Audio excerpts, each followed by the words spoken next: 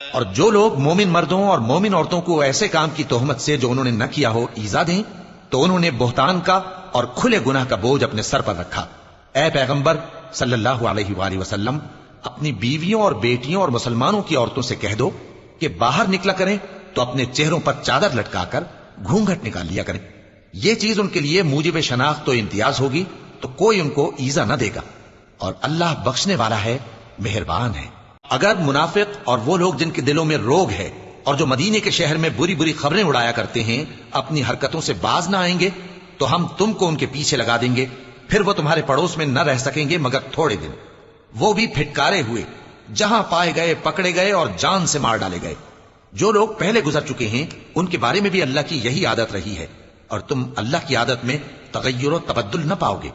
لوگ تم سے قیامت کی نسبت دریافت کرتے ہیں کہ کب آئے گی،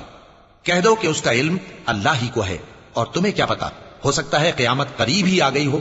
بے شک اللہ نے کافروں پر لعنت کی ہے اور ان کے لیے جہنم کی آگ تیار کر رکھی ہے، اس میں وہ ہمیشہ ہمیشہ رہیں گے، نہ کسی کو دوست پائیں گے اور نہ مددگار۔